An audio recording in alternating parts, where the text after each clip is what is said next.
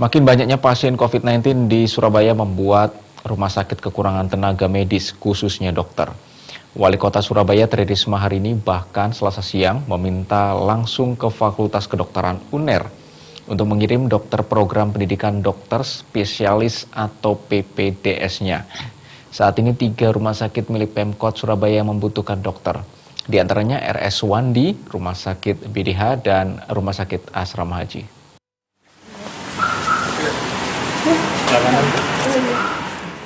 Jumlah warga di Surabaya yang positif COVID-19 semakin banyak.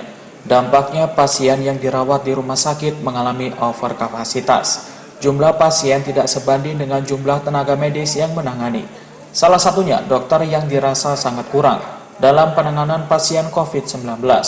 Guna menambah tenaga medis khususnya dokter, Wali Kota Surabaya menemui Dekan Fakultas Kedokteran UNER. Risma meminta bantuan Fakultas Kedokteran UNER agar bisa mengirim dokter PPDS-nya ke sejumlah rumah sakit milik Pemkot Surabaya.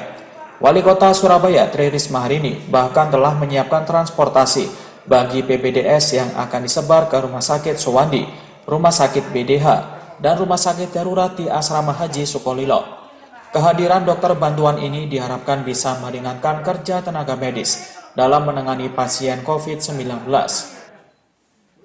Rumah sakit seperti apa? Jadi ya kan karena mungkin pasiennya banyak sehingga dokter itu kelelahan, sehingga karena itu kami minta bantuan. Nanti kami juga akan nanti komunikasi kalau misalkan rumah sakit yang lain juga memerlukan bantuan, maka kami akan coba fasilitasi ke Fakultas Kedokteran UNER. Tapi yang sekarang ini yang kami minta bantuan karena kemarin belum sempat terlontar. Ini semalam terus terang ide saya, gimana saya juga gak pingin dokter kalau itu kita bisa siapkan transportasi.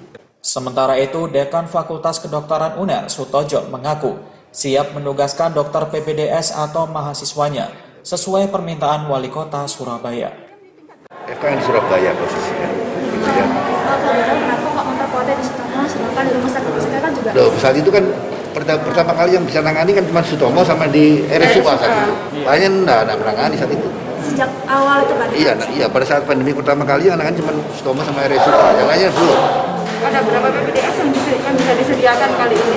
Saya tidak menjanjikan ya, jadi berapa jumlahnya saya belum. Nanti kita hitung dulu berapa jumlah PPDS-nya, jumlah berapa PPDS yang kira-kira.